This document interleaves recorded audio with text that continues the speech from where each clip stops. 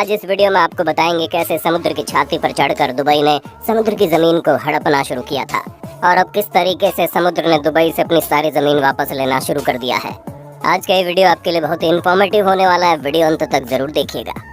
सबसे पहला सवाल तो ये है कि दुबई को इस तरह के आइलैंड बनाने की जरूरत क्यों पड़ी। दोस्तों, ये तो आप जानते हैं कि खाड़ी देशों के पास जितना भी पैसा है, उन सभी पैसों का एकमात्र सोर्स सिर्फ और सिर्फ उनके पास मौजूद कच्चा तेल यानी कि पेट्रोलियम है।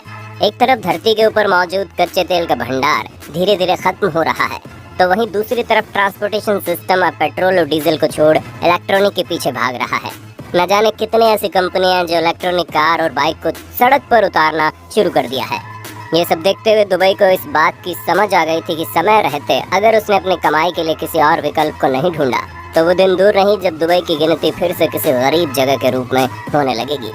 दुबई ने बहुत अच्छे तरीके से सोचा और उसे एकमात्र तरीका यही समझ में आया कि क्यों ना दुबई को दुनिया का सबसे बेहतरीन टूरिस्ट स्पॉट बना दिया जाए।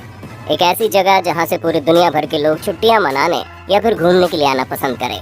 लेकिन दुबई के पास सिर्फ दो ही जगह थी, एक रेगिस्तानी और दूसरा समुद्री। दुबई ने पूरी दुनिया से अलग सोचते हुए रेगिस्तानी जमीन को छोड़कर अपने समुद्री इलाकों का इस्तेमाल करने का सोचा और 1990 के दशक में ही समुद्र के ऊपर मानव निर्मित आइलैंड बनाने की प्लानिंग कर ली। समुद्र की लहरों के बीच इंसानों के रहने के लिए किसी द्वीप को बनाना कोई छोटा मोटा काम नहीं था। इसके लिए दुनिया के सबसे बेहतरीन इंजीनियर्स की टीम को इस प्रोजेक्ट में शामिल किया गया। आपको जानकर हैरानी होगी कि समुद्र के बीचों बीच बने इतने भारी भरकम आइलैंड के नींव को मजबूत बनाने के लिए किसी भी तरह के स्टील या फिर कंक्रीट का इस्तेमाल नहीं किया गया है। इंजीनियर की टीम ने इस द्वीप का आधार रेत और चट्टानों के साथ बनाया है और ये वही चट्टानें हैं जो हमारे मध्य प्रदेश के छतरपुर में पाई जाती हैं, जिसे हम ग्रेनाइट के नाम से भी जानते हैं।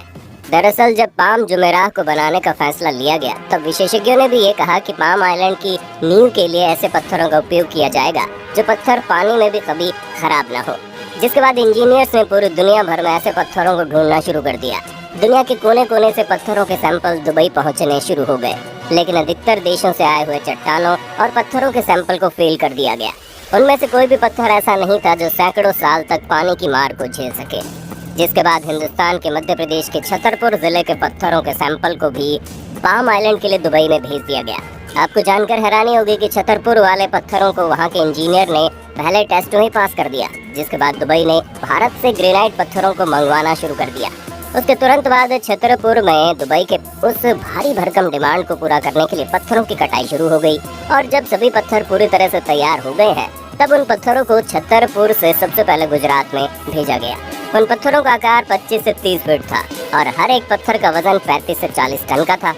यही वजह है कि इतने अधिक मात्रा में पत्थरों को सिर्फ गुजरात तक पहुंचाने में ही 2 महीने से ज्यादा का वक्त लग गया था। जिसके बाद गुजरात के बंदरगाह से जहाज के द्वारा उन पत्थरों को दुबई तक पहुँचाया गया। जिसके बाद उन्हीं ग्रेनाइट के पत्थरों से पाम आइलैंड की नींव को रखा गया और पाम आइलैंड आज भी छतरपुर जिले से भेजे गए ग्रेनाइट के पत्थरों की नींव पर ही टिका हुआ है। जब पाम आइलैंड का नींव तैयार हो गया तब शुरू हुआ उसमें रेत भरने का सिलसिला। आपको जानकर हैरानी होगी कि दुबई खुद रेत के टीले पर बसा हुआ है। इसके बावजूद भी पाम आइलैंड को बनाने के लिए रेत को कहीं और से मंगवाया गया। इंजीनियर्स का कहना था कि दुबई में जो रेत मौजूद है वो पानी में घुल जाती है और इतने बड़े आइलैंड को दुबई में मौजूद रेत के द्वारा कभी भी पूरा नहीं किया जा सकता। जिसके बाद फारस की खाड़ी से रेत निकालने का फैसला किया गया और फिर 120 मिलियन क्यूबिक मीटर रेत को फारस की खाड़ी से बाहर निकाला गया। फारस की खाड़ी से रेत निकालने के बाद संयुक्त अरब अमीरात के हजारों पहाड़ों से 70 लाख टन से ज्यादा पहाड़ी चट्टानों को खोदकर निकाला गया। यानी कि 120 मिलियन क्यूबिक मीटर रेत और 70 लाख से भी ज्यादा चट्टानों को भरकर समुद्र के भीतर एक जमीन तैयार कर दी गई। आसान शब्दों में कहें तो ये चट्टानें और रेत इतना अधिक हो गया कि पूरी पृथ्वी की गोलाई पर 2 मीटर ऊंची दीवार 3 बार बनाई जा सकती है। इंजीनियर्स बताते हैं जब इस द्वीप का निर्माण शुरू हुआ तो सबसे पहले 11 किलोमीटर लंबा इसका चांद जैसा आउटर बनाया गया ताकि अंदर का पाम आइलैंड समुद्र की लहरों और तेज हवा को बर्दाश्त कर सके। और जब आइलैंड बनना शुरू हो गया तो इंजीनियर सैटेलाइट के द्वारा इसकी तस्वीरों को देखते थे कि आइलैंड ठीक से बन रहा है या फिर नहीं। वे सभी लगातार उस आइलैंड पर सैटेलाइट के द्वारा नजर रखते थे ताकि इस द्वीप के आगे वाले हिस्से का निर्माण सही से किया जा सके, क्योंकि अगर जरा से भी गलती हो जाती तो उस गलती को सुधारना बहुत ज़्यादा मुश्किल हो जाता। क्योंकि अगर ज़रा से भी गलती हो जाती तो गलती को सुधारना बहुत ज़्यादा मुश्किल हो सकता था। एक तरफ जहां ऊपर से सैटेलाइट के द्वारा नज़र रखी जाती थी, वहीं समुद्र के अंदर सैकड़ों गोताखोर की टीम लगातार नज़र बनाए रखती थी कि द्वीप की ज़मीन कहीं से खिसक तो नहीं रही है, कहीं से रेत फैल तो नहीं रहा। इस तरीके से दुबई के अमीर ज़ादों ने जिस मानव निर्मित द्वीप का सपना साल 1990 के दशक में देखा था, साल 2001 में उस पर काम करना शुरू हो गया और देखते देखते 2004 आने तक इंजीनियर्स की टीम ने समुद्र के सीने पर एक नया धरती कायम कर दिया था और उस पर प्लॉट बिकने भी शुरू हो चुके थे। जिसके बाद उस मानव निर्मित द्वीप पर साल 2006 में बिल्डिंग्स बनाने का काम शुरू हुआ और साल 2007 में उस द्वीप पर वहां रहने वाला सबसे पहला रेजिडेंट आकर बस गया। अब तक उस मानव निर्मित द्वीप का 20 साल का समय बीत चुका है। वह द्वीप पूरी दुनिया के लिए किसी आश्चर्य से कम नहीं है, क्योंकि पूरी दुनिया में ऐसा मानव निर्मित द्वीप कहीं पर भी नहीं है। इसके गजब के बनावट को देखने के लिए पर्यटकों को हेलीकॉप्टर का सहारा लेना पड़ता है। यहाँ तक कि कई लोग इसके बनावट को देखने के लिए जेट प्लेन का भी सहारा लेते हैं और यही सब धीरे धीरे दुबई की कमाई का एक नया जरिया बनता जा रहा है।